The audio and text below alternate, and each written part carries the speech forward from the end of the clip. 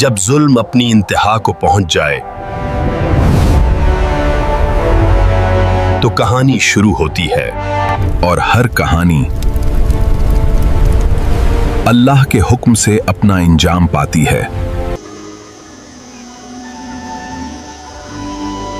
وہ زمین جہاں دریائے نیل بہتا تھا، جہاں آسمان کو چھوتے ہوئے محل کھڑے تھے، جہاں ایک انسان نے خود کو خدا کہلوانا شروع کر دیا تھا، یہ مصر تھا۔ اور یہ اس وقت کی بات ہے جب ظلم اپنی انتہا کو پہنچ چکا تھا۔ فرعون، ایک نام جو صدیوں سے لرزہ طاری کرتا آیا ہے، وہ صرف ایک بادشاہ نہیں تھا، وہ ایک ایسا طاغوت تھا جس نے پوری قوم کو غلام بنا رکھا تھا۔ اللہ تعالیٰ نے قرآن کریم میں اس کی حقیقت یوں بیان فرمائی: بے شک فرعون نے زمین میں سرکشی کی اور اس کے باشندوں کو گروہوں میں بانٹ دیا۔ ان میں سے ایک گروہ کو وہ کمزور کرتا تھا، ان کے بیٹوں کو ذبح کرتا اور ان کی بیٹیوں کو زندہ رہنے دیتا۔ بے شک وہ فساد کرنے والوں میں سے تھا۔ بنی اسرائیل نسل در نسل غلامی میں پس رہے تھے، ان کے بیٹوں کو قتل کیا جاتا، ان کی عزتیں روندی جاتی، لیکن اللہ کا فیصلہ کبھی نہیں بدلتا۔ اسی ظلم کے سائے میں، اسی خوف کی رات میں ایک ماں کے ہاں بچے نے جنم لیا، وہ بچہ جسے اللہ نے فرعون کے گھر میں پالنا تھا اور پھر اسی فرعون کے مقابل کھڑا کرنا تھا۔ جب موسیٰ علیہ السلام پیدا ہوئے تو ان کی ماں کا دل ڈر سے بھر گیا۔ فرعون کے سپاہی گھر گھر تلاشی لے رہے تھے، ہر نومولود بیٹے کی موت یقینی تھی، لیکن اللہ نے اس ماں کے دل میں ایک الہام ڈالا، ایک حکم اور ایک وعدہ۔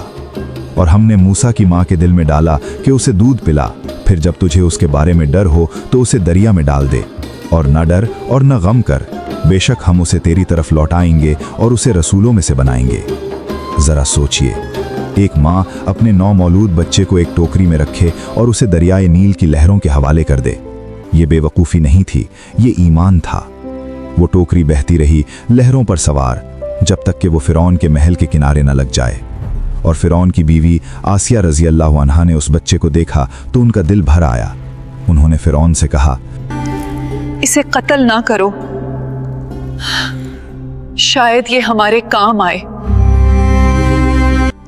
یہ میری اور تیری آنکھوں کی ٹھنڈک ہے، اسے قتل نہ کرو، شاید یہ ہمیں فائدہ دے یا ہم اسے بیٹا بنا لیں۔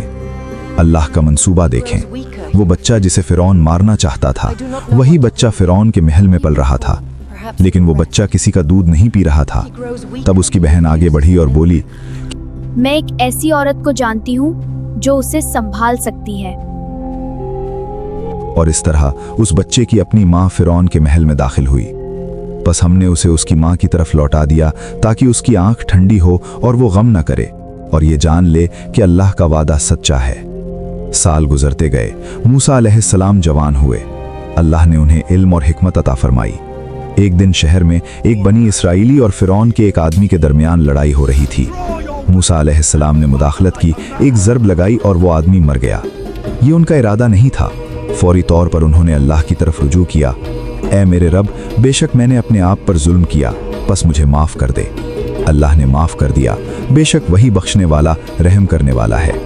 لیکن خبر پھیل گئی، ایک خیر خواہ آدمی بھاگتا ہوا آیا۔ وہ تمہیں قتل کرنے والے ہیں، فوراً نکل جاؤ۔ اور موسیٰ علیہ السلام اکیلے بغیر سامان کے صحرا میں نکل پڑے۔ اے میرے رب، مجھے ظالم قوم سے نجات دے۔ مدین کے کنویں پر پہنچے، دو لڑکیاں دور کھڑی تھیں، بے بس۔ موسیٰ علیہ السلام نے پوچھا، تم دونوں کا کیا معاملہ ہے؟ لڑکیوں نے جواب دیا، ہم پانی نہیں پلا سکتی جب تک چرواہے واپس نہ چلے جائیں، اور ہمارے والد بہت بوڑھے ہیں۔ موسیٰ علیہ السلام بغیر کہے آگے بڑھے، ان کی مدد کی، پھر درخت کے سائے میں بیٹھ گئے اور اللہ سے مانگا، اے میرے رب، بے شک میں اس بھلائی کا محتاج ہوں جو تو میری طرف اتارے۔ تھوڑی دیر بعد ایک لڑکی حیا کے ساتھ چلتی ہوئی آئی۔ میرے والد آپ کو بلاتے ہیں، تاکہ آپ نے جو ہمارے لیے پانی پلایا ڈرو اس کا نہیں، بدلہ دیں۔ تم اب محفوظ ہو۔ اس بزرگ نے تسلی دی، ڈرو نہیں، تم ظالم قوم سے نجات پا گئے۔ لڑکی نے اپنے والد سے کہا، ابا جان، انہیں ملازم رکھ لیجئے، بے شک بہترین آدمی جسے آپ ملازم رکھیں وہ یہ ہے جو طاقتور اور امانت دار ہو۔ اس بزرگ نے پیشکش کی، میں چاہتا ہوں کہ تمہاری شادی اپنی ان دو بیٹیوں میں سے ایک سے کر دوں، اس شرط پر کہ تم 8 سال میری خدمت کرو، اور اگر 10 سال پورے کرو تو یہ تمہاری اپنی مرضی ہے۔ موسیٰ علیہ السلام نے قبول کیا۔ ये मेरे और आपके दरमियान तय हो गया और अल्लाह हमारी बातों पर निगहबान है। मदियन में मूसा अलैहिस्सलाम ने सालों गुजारे, बकरियां चराईं, मेहनत की और अल्लाह उन्हें तैयार कर रहा था उस मिशन के लिए जो तारीख बदल देने वाला था। फिर वो रात आई। मूसा अलैहिस्सलाम अपने घर वालों के साथ सफर पर थे। रात का अंधेरा, सर्दी और दूर एक रोशनी। मूसा अलैहिस्सलाम ने घर वालों से कहा, ठहरो, मैंने एक आग देखी है, शायद मैं वहां से तुम्हारे लिए कोई खबर लाऊं या आग का कोई अंगारा लाऊं ताकि तुम गर्म हो सको। वो आगे बढ़े अकेले और फिर वादी की दाईं तरफ से आवाज आई, ए मूसा, बेशक मैं अल्लाह हूं, तमाम जहानों का रब, जमीन और आसमान का परवरदिगार। इस वादी में इस रात मूसा अलैहिस्सलाम से हम कलाम हुआ और अपना आसा फेंक दो। आसा सांप बन गया।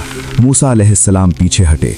ए मूसा, आगे आ और डर मत, बेशक तू अमन वालों में से है। अपना हाथ अपने गिरेबान में डाल, वो सफेद निकलेगा बगैर किसी बीमारी के। फिर मिशन दिया गया, फिरौन के पास जाओ, बेशक उसने सरकशी की है। मूसा अलैहिस्सलाम ने अपने रब से दुआ मांगी, ऐ मेरे रब, मेरा सीना कुशादा कर दे और मेरा काम आसान कर दे और मेरी जबान की गिरह खोल दे और मेरे भाई हारून को मेरे साथ भेज दे। अल्लाह ने हर दुआ कबूल फरमाई। हम तुम्हारे भाई के जरिए तुम्हारा बाजू मजबूत करेंगे और तुम दोनों को गलबा अता करेंगे। मिस्र की वापसी हुई। फिरौन के दरबार में हाजिरी हुई। दो आदमी, कोई फौज नहीं, कोई हथियार नहीं, सिर्फ हक का पैगाम। मूसा अलैहिस्सलाम और हारून अलैहिस्सलाम ने कहा, बेशक हम दोनों तमाम जहानों के रसूल हैं, बनी इसराइल को हमारे साथ भेज दो। फिरौन ने मूसा अलैहिस्सलाम को देखा, उसी घर में पले बढ़े थे, और ताना दिया, क्या हमने तुझे बचपन में अपने यहाँ नहीं पाला और तू हमारे दरमियान कई साल रहा? मूसा अलैहिस्सलाम ने जवाब दिया, मैंने वो काम उस वक्त किया जब मैं भटके हुओं में से था, फिर मेरे रब ने मुझे हुक्म अता किया और मुझे रसूलों में से बनाया।